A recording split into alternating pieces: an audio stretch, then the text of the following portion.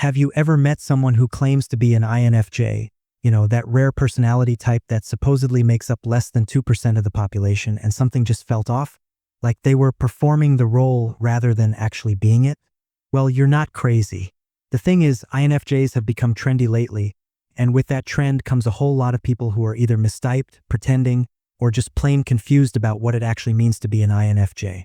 Today, we're diving deep into exactly how to spot a fake INFJ, because honestly, the real ones are way more interesting than the performance artists trying to claim the title.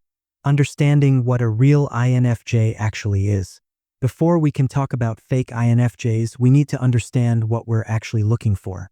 An INFJ is someone whose personality is built on 4 core functions: introverted intuition, extroverted feeling, introverted thinking, and extroverted sensing. Now, that might sound like a bunch of psychological jargon, but here's what it means in real life. Real INFJs spend most of their mental energy looking beneath the surface of things. They're constantly picking up on patterns, hidden meanings, and what people aren't saying out loud. It's not magic. It's just how their brain is wired. They notice when someone's smile doesn't reach their eyes. They pick up on tension in a room before anyone else realizes it's there. They understand people on a level that sometimes freaks those people out because it feels like being truly seen. The feeling part of their personality means they care deeply about making ethical decisions and about how their choices affect other people. They're not just thinking about what's logical. They're thinking about what's right. They want their lives and their choices to mean something. They want to make a positive impact. This isn't something they can turn off even when they try. The thing about INFJs is that they're actually pretty rare, and there's a good reason for that. The combination of deep insight into human nature plus a strong drive to do what's right plus introversion means that INFJs often spend a lot of time in their own heads working through complex problems and trying to figure out how to help people or make things better. Trait number 1. Real INFJs have a weird relationship with being the center of attention. Here's something that separates real INFJs from people pretending. Real INFJs genuinely do not want to be the center of attention. I know that sounds simple, but it's really important. See, there are a lot of personality types that enjoy being noticed. Some types actually need it, but INFJs, they often feel uncomfortable when all eyes are on them. Sure, they might be good at public speaking or leading a group because they understand people so well and they care about the message they're sharing. But that's different from wanting attention for attention's sake. When you see someone who's constantly posting about being an INFJ, constantly bringing it up in conversations, constantly making their INFJness the main character of their entire personality, that's often a red flag. Real INFJs tend to mention their type almost reluctantly. They might even be skeptical about it at first. They're not walking around like, "I'm an INFJ, therefore I'm special." That's not how they work. A real INFJ will be in a group setting and feel totally fine letting someone else have the spotlight, as long as that person is doing something meaningful or helping people. In fact, INFJs kind of prefer it that way. They'd rather be working behind the scenes, understanding everyone's needs, figuring out the best solution for the group. They want to be useful, not celebrated. If someone's constantly seeking validation for being an INFJ, constantly looking for people to recognize how special or unique they are because of their type, you're probably looking at either someone with a different personality type or someone who's deeply confused about what their own type means. Trait number 2. Authentic INFJs actually listen, like really listen. This is going to sound obvious, but it's not. When real INFJs are in a conversation, they're not just waiting for their turn to talk. They're not thinking about what they're going to say next. They're actually present, actually absorbing what you're saying, and actually thinking about what it means. The fake INFJs, they often mistake information gathering for actual listening. They might ask a lot of questions, which seems INFJ-like on the surface, but there's a difference between asking questions because you genuinely care about understanding someone and asking questions because you're collecting data or because you want to seem insightful. Real INFJs pick up on tone, body language, what's being left unsaid. They notice when someone says they're fine, but they clearly aren't fine. They pay attention to contradictions between what someone's saying and how they're actually acting. And then, this is the crucial part, they often do something about it. They might gently ask about it. They might bring it up in a caring way. They're motivated to help resolve whatever the disconnect is. A fake INFJ might notice these things and get excited about noticing them, like they've solved a puzzle. But they're missing the compassion part. The real INFJ notices and cares about what it means for that person. They're thinking about how to help, how to support, how to make things better. Also, real INFJs usually need time to process conversations. They'll go home and keep thinking about what someone told them. Sometimes they'll want to follow up later with something thoughtful they've realized. They don't just engage and move on. The conversation lives in their head for a while because they're still working through it, still understanding it more deeply. Trait number 3. The introversion is real, not just a preference. Here's where a lot of fake INFJs slip up. They confuse introversion with shyness, or they think being an introvert means they're socially awkward, so they perform social awkwardness. Or they think introversion just means they prefer small groups, but then they show up to parties constantly.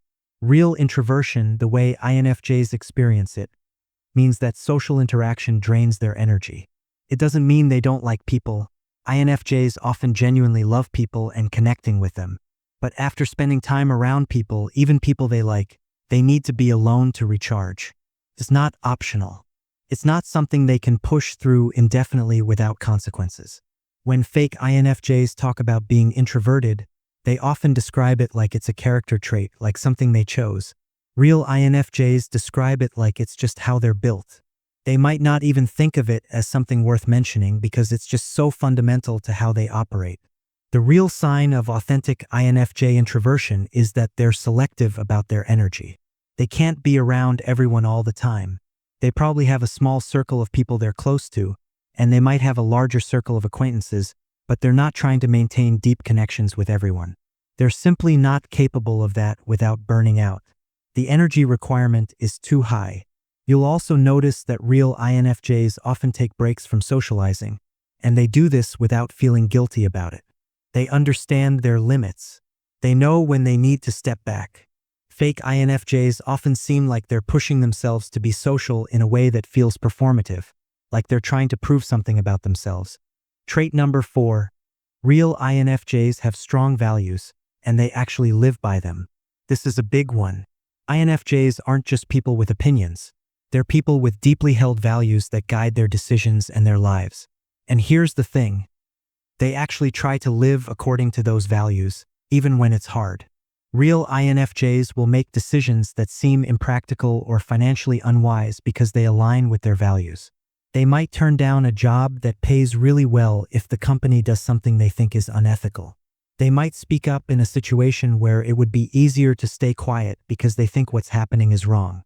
They might spend time and energy helping someone even if there's nothing in it for them, because that person needs help. This isn't about being perfect. Real INFJs definitely aren't perfect. They struggle with this stuff. Sometimes they make mistakes. Sometimes they compromise their values because life is complicated. But there's a consistency there. Their choices generally point in the direction of their stated values.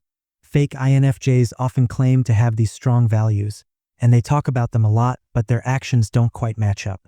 They'll go on about how much they care about helping people, but then they're not actually doing much helping. They'll talk about authenticity and truth, but there's something inauthentic about how they present themselves. They'll claim to care about integrity, but their choices don't really reflect that. It's also worth noting that real INFJs often feel conflicted about their values. They wrestle with them. They think about situations from multiple angles. Fake INFJs often seem more certain, more rigid. They've picked a set of values that sound good, and they're performing them rather than actually integrating them into who they are. Trait number 5. The INFJ depth is genuine, not surface-level psychology trivia. INFJs tend to think deeply about things. Psychology, philosophy, human nature, morality, these aren't just interests for INFJs. They're more like necessities. INFJs need to understand how people work and why they do what they do. This shows up in how they talk about things. When real INFJs discuss personality types or psychology or human behavior, they're usually doing it in service of understanding something real. They're working through an actual problem or trying to figure out why someone acted a certain way. They're connecting dots. Fake INFJs often use psychology and personality type language like it's decoration. They'll throw around concepts like inferior say or grip state without actually understanding what those things mean or how they apply to real situations. They seem more interested in being seen as deep and knowledgeable than in actually understanding things deeply. Real INFJs also tend to question things. They don't just accept the first explanation they hear. They ask follow-up questions. They think about contradictions. They're comfortable saying, "I don't know," or "I'm still figuring this out." Fake INFJs often seem more interested in having answers and being right than in actually exploring questions. You'll also notice that real INFJs are willing to change their minds when they encounter new information or new perspectives. They're not attached to being right. They're attached to being true. Fake INFJs sometimes seem more invested in defending their current beliefs than in being open to new understanding. Trait number 6. Real INFJs have a complex relationship with empathy. Here's something that might surprise you. Real INFJs aren't always easy to be around, and they're definitely not the endlessly patient, always understanding people that the INFJ stereotype suggests. Real INFJs do have strong empathy, that's true. They understand how people feel, and they feel things deeply themselves. But empathy doesn't make them nice all the time. Sometimes their empathy actually makes them more frustrated or angry when they see people being hurt or treated unfairly. Sometimes they use their understanding of people to be honest in ways that might hurt, because they think honesty matters more than comfort. Real INFJs also have boundaries with their empathy. They can't absorb everyone's problems. They can't be available to everyone. And after a while of giving and caring and trying to understand, they sometimes need to step back. They might seem cold or distant if they've reached their limit. They're not trying to be mean. They're protecting their own emotional resources because they need to. Fake INFJs often perform empathy. They seem endlessly patient and understanding. They're always there for everyone. They never seem frustrated or angry or overwhelmed. It looks nice on the surface, but it's not real because real humans, real empaths, have limits. Also, real INFJs are often quite private about their own feelings and vulnerabilities. They're great at understanding other people's emotions, but they're usually slower to share their own. Fake INFJs sometimes seem eager to share their feelings and their struggles, maybe because they think that's what being an emotional person looks like. Trait number 7. The INFJ sees the bigger picture, and it drives them. One of the most distinctive things about INFJs is their ability to see patterns and connections and the bigger picture of how things fit together. They're always thinking about how individual situations connect to larger systems or ideas or implications for the future. This shows up in how real INFJs talk about problems. They don't just see the immediate situation. They see the roots of it, the context, how it connects to other things, what the long-term consequences might be. When they're trying to solve a problem or help someone, they're usually thinking several steps ahead. Fake INFJs often miss this. They might be good at noticing details or understanding individual situations, but they don't quite have that bird's-eye view perspective that real INFJs naturally seem to have. Or they try to perform it by making big, sweeping statements without the depth of understanding that should back them up. Real INFJs are also often frustrated by people who can't see the bigger picture. They get impatient with short-term thinking or narrow perspectives because they can so clearly see how it's going to create problems down the line. This sometimes makes them seem judgmental or difficult, but it's really just them being frustrated that people aren't seeing what seems obvious to them. Trait number 8. Relationships are intense and selective, not casual. Real INFJs typically have a very small number of truly close relationships. These relationships are intense, meaningful, and important to them. They're willing to invest significant time and energy in the people they're close to, but they're selective about who makes it into that inner circle. This is different from being unfriendly or cold. INFJs can be perfectly pleasant to lots of people, but there's a difference between being pleasant to someone and actually letting them into your inner world. Real INFJs usually only do that with a few people, and they do it carefully. Fake INFJs often seem to claim deep, meaningful connections with lots of people. They talk about how they bond easily with everyone or how they collect close friends. But real INFJs know that you can't actually be deeply connected to lots of people. It's just mathematically impossible given how much energy they require. Also, Real INFJs tend to be loyal to the people they're close to in a way that goes beyond normal friendship. They show up. They remember the important stuff. They follow up. They think about people when they're not around. Fake INFJs might seem friendly and interested in the moment, but there's often less substance when you actually try to build something deeper with them. Trait number 9. The need for authenticity isn't just talk. It's how they operate. Real INFJs are genuinely bothered by phoniness and inauthenticity. They notice when people aren't being real, and it affects how they relate to those people. They're looking for people who are genuine and real, and they're usually unwilling to invest in relationships with people who seem fake. This sometimes makes INFJs seem judgmental or critical, especially when they encounter inauthenticity. They're not trying to be mean, they're just reacting to the disconnect between what someone's saying and what they think that person actually is or is doing. Fake INFJs often talk a lot about authenticity. They claim to value it deeply, but then their own behavior sometimes reveals a lack of authenticity. They're performing the role of the authentic person rather than actually being authentic. Real INFJs also tend to be authentic almost to a fault sometimes.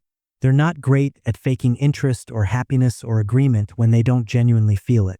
You can usually tell what a real INFJ actually thinks about something because they're not great at hiding it, even if they try to be polite. Trait number 10. Real INFJs experience growth and change. They're not static.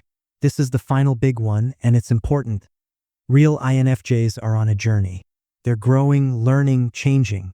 They have bad periods and good periods. They make mistakes and learn from them. They're not static beings who are the same all the time. Fake INFJs sometimes seem like they're performing a fixed character.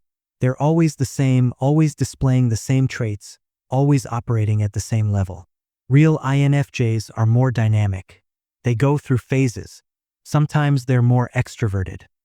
Sometimes they're more withdrawn. Sometimes they're hopeful. Sometimes they're struggling. Sometimes they're clear about their direction.